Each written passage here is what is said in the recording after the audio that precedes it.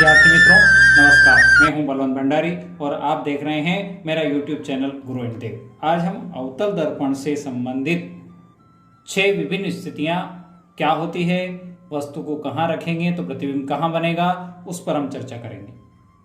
हम क्रमशः 6 स्थितियों को देखेंगे। सबसे पहले बात करते हैं अवतल दर्पण। ये अवतल दर्पण है। इसकी बाहरी जो उठी हुई सतह होती है उधर पालिश होती है और अंदर की सतह जिसको हम परावर्तक सतह कहते हैं ये होती है धसी हुई। यानी चम्मच के अंदर की तरफ से हम बात कर रहे हैं, परावर्तक पृष्ठ ये है। इसमें ये P ध्रुव है, F फोकस बिंदु है, C वक्रता केंद्र है और इधर यदि बहुत दूर चले जाएं तो यह होगा अनंत। अब हम 6 स्थितियों की बात करेंगे। वस्तु को अनंत पे रखें तो क्या होगा, अनंत और C के बीच यानी यहाँ रखेंगे तो क्या होगा, C पर रखेंगे तो क्या होगा, वक्रता केंद्र पर। C और F के बीच रखेंगे तो प्रतिबिंब कहाँ बनेगा, F पर रखेंगे तो कहाँ बनेगा और F और ध्रुव के बीच रखेंगे तो प्रतिबिंब कहाँ बनेगा। आइए हम देखते हैं क्रमशः एक के बाद एक विभिन्न चित्र और किस तरह से चित्र का निर्माण होता है उनको देखते हैं। आए, अगर आप मेरे चैनल पर पहली बार आए हैं तो चैनल को सब्सक्राइब करना ना भूलें ताकि आने वाले वीडियो आपको मिलते रहें। नोटिफिकेशन बेल को ऑन कर दें। आइए देखते हैं सबसे पहली स्थिति, वस्तु को कहाँ रख रहे हैं, हम अनंत पे रख रहे हैं। याद रखें, जब भी वस्तु को अनंत पर रखें तो वहां से आने वाली प्रकाश किरण समानांतर आएगी, यानी बहुत दूर से प्रकाश किरण आ रही है। तो हमने एक प्रकाश की किरण ली है, ये बिल्कुल मुख्य अक्ष प्रिंसिपल एक्सिस के समानांतर आई है। दूसरी प्रकाश की किरण ली हमने मुख्य अक्ष के समानांतर। हम इससे पहले वाले वीडियो में आपको नियम बता चुके हैं।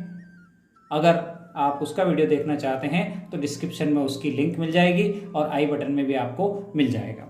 ये परावर्तन के पश्चात फोकस से होकर निकलेगी, ये भी परावर्तन के पश्चात फोकस से होकर निकलेगी। ये दोनों किरणें यहाँ पर टकराई, अर्थात अनंत पर रखी वस्तु का प्रतिबिंब फोकस पर बनेगा, वास्तविक बनेगा, उल्टा बनेगा और बिंदु आकार का। ये आकार कैसा है, बिल्कुल डाट आकार का है। आइए नंबर 2 का चित्र हम देखते हैं। चित्र क्रमांक 2, जब वस्तु को अनंत और वक्रता केंद्र C के बीच रखते हैं। वस्तु कहाँ रखना है, अनंत और वक्रता केंद्र C के बीच में अगर हम रखते हैं तो प्रतिबिंब कहाँ बनेगा। ये हमारा अनंत है इधर और ये C है, यहाँ हमने वस्तु को रखा। यहाँ से एक प्रकाश की किरण बिल्कुल समानांतर गई, मुख्य अक्ष के समानांतर जाने वाली किरण फोकस से होकर निकलेगी। दूसरी किरण को हम फोकस पर भेज देते हैं। ये किरण फोकस पर होकर गई है तो परावर्तन के पश्चात ये समानांतर हो जाएगी। दोनों किरणें इस बिंदु पर मिलती है, यहां पर इसका प्रतिबिंब बनता है। इस प्रतिबिंब की स्थिति जो है फोकस और वक्रता केंद्र के बीच उल्टा, छोटा और वास्तविक बनेगा। उल्टा है, छोटा है और वास्तविक बनेगा। आइए चित्र क्रमांक 3 देखते हैं। जब वस्तु वक्रता केंद्र पर स्थित हो। वस्तु को अब कहाँ रखना है, वक्रता केंद्र पर रखना है। तो ये वस्तु को हमने यहाँ वक्रता केंद्र के ऊपर रख दिया। प्रकाश की किरण समानांतर गई, समानांतर जाने वाली प्रकाश की किरण फोकस से होकर निकल गई। दूसरी किरण को हमने फोकस से निकाला, फोकस से आपतित हुई है, परावर्तन के पश्चात समानांतर हो जाएगी। ये किरण, दोनों किरणें इस बिंदु पर आकर मिली। समानांतर फोकस से, फोकस समानांतर। याद रखें, 2 महत्वपूर्ण बिंदु अगर आपने याद रख लिए तो आपका काम हो जाएगा। समानांतर आने वाली फोकस से जाएगी और फोकस से जाने वाली समानांतर हो जाएगी। दोनों किरणें यहाँ पर C पर मिलती है। यहाँ पर प्रतिबिंब जो बना आपका वक्रता केंद्र पर बना, उल्टा बना, वस्तु के बराबर बना और वास्तविक बना। ये 3 चित्र हम समझ चुके हैं। आइए अगले चौथे चित्र की ओर चलते हैं। चौथा चित्र है जब वस्तु वक्रता केंद्र C और फोकस F के बीच रखी जाए। ये C और F के बीच रखना है। ये यहाँ पर हमने वस्तु को रखा, यहाँ से एक किरण समानांतर गई मुख्य अक्ष के, तो ये परावर्तन के पश्चात फोकस से होके निकल गई, ये फोकस से होके निकली। दूसरी किरण को हमने फोकस से भेजा तो ये परावर्तन के पश्चात समानांतर हो जाती है, ये फोकस से गई और समानांतर हो गई। दोनों किरणें यहां पर इस बिंदु पर मिलती है, दोनों को यहां मिलाया हमने। यह प्रतिबिंब वक्रता केंद्र और अनंत के बीच बनता है, उल्टा बनता है, बड़ा बनता है और वास्तविक बनता है।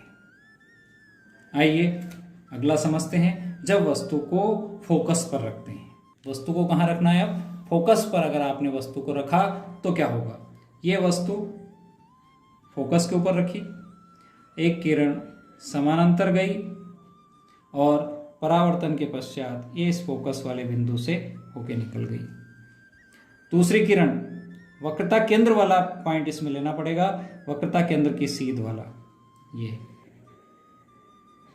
गई और वापस लौट आई वक्रता केंद्र पर। दोनों किरणें परस्पर समानांतर चल रही है।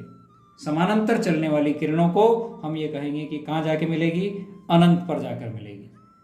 जब वस्तु फोकस पर हो तो प्रतिबिंब अनंत पर बनेगा, बहुत बड़ा बनेगा, बहुत बड़ा, और वास्तविक बनेगा। अंतिम छठी स्थिति देखते हैं। जब वस्तु फोकस और ध्रुव के बीच हो, जब वस्तु फोकस और ध्रुव के बीच हो, ये फोकस और ये ध्रुव पी के बीच हमने वस्तु को रखा। ये यहां से एक प्रकाश की किरण समानांतर गई और ये फोकस से होती हुई निकल गई। दूसरी किरण वक्रता केंद्र वाली लाइन पर गई और टकराकर उसी दिशा में वापस लौट गई। देखिए ये दोनों किरणों को आप ध्यान से देखिए, क्या इनके भविष्य में कहीं आगे जाकर मिलने की संभावना है? नहीं है, क्योंकि ये दोनों इस तरह से जा रही है, दूर की तरफ, ये दूर की तरफ जा रही है, ये किरण और ये किरण दूर हट रही है, अर्थात ये आगे जाकर कहीं भी नहीं मिल सकती। तो ऐसा लग रहा है कि शायद पीछे से कहीं से मिली हुई प्रतीत हो रही है, कहीं से एक बिंदु से आती हुई प्रतीत हो रही है। जिस बिंदु से आती हुई प्रतीत हो रही है वहां पर हमने इसको पहुंचाया तो यहां पर इसका प्रतिबिंब बनेगा, अर्थात ये अवतल दर्पण की स्थिति में एकमात्र ऐसा प्रतिबिंब है जो आभासी है। ये प्रतिबिंब है आभासी, सीधा और बड़ा। आभासी और सीधा सिर्फ इसी स्थिति में प्राप्त होता है, दर्पण के पीछे। कहां बनेगा? दर्पण के पीछे बन रहा है, बाकी सारे दर्पण के आगे बन रहे थे। हम इन सारे चित्रों को देखकर एक बात समझ सकते हैं कि जो हमने स्थितियों को समझा, उन स्थितियों से ये स्पष्ट हो जाता है कि यदि वस्तु अनंत पर रखी, वस्तु को हमने यहाँ अनंत पर रखा, बहुत दूर, अनंत पर यानी बहुत दूर रखा, तो प्रतिबिंब यहाँ फोकस पर बना और एक बिंदु आकार का बना। फिर जब अनंत से वक्रता केंद्र की तरफ आए हम, तो यह प्रतिबिंब भी आपका सरक कर यहां आ गया, थोड़ा सा आकार बड़ा हो गया। तीसरी स्थिति ये हो गई, सी पर रखा तो सी पर बना, बराबर बना। और चौथी स्थिति ये बनी, यानी सी और एफ के बीच रखा तो प्रतिबिंब सी और अनंत के बीच बना, और एफ पे रखा तो प्रतिबिंब आपका अनंत पर चला गया। यानी इन क्रम को आप ध्यान से यदि समझेंगे तो बहुत अच्छी तरह से समझ सकते हैं कि हमारी पहली स्थिति में हमने ये कहा कि अनंत पे रखा तो कहाँ बना? फोकस पर बना। दूसरी स्थिति में हमने कहा अनंत और सी के बीच रखा, अनंत और सी के बीच रखा तो इन दोनों के बीच बना, सी और एफ के बीच बना। तीसरी स्थिति सी पे रखा तो सी पे बना। चौथी स्थिति सी और एफ के बीच रखा, सी और एफ के बीच रखा तो प्रतिबिंब कहाँ बन गया? सी और अनंत के बीच बना। और पांचवी स्थिति एफ पे रखा तो अनंत पर बना। यानी सीधी सी कहानी को आप समझते हुए चलें, ये अनंत वाला बिंदु यहाँ आ गया, ये वाला यहाँ आ गया, ये वाला यहाँ आ गया, ये, यानी क्रम पूरा उल्टा होता जा रहा है। इसका क्रम जो है पूरा उल्टा होता जा रहा है। इसी क्रम से हमें समझना है और उत्तर को समझना है। वीडियो अगर पसंद आया हो तो लाइक करें, शेयर करें, अपने साथियों को जरूर बताएं। Okay, thank you. जय जिनेंद्र।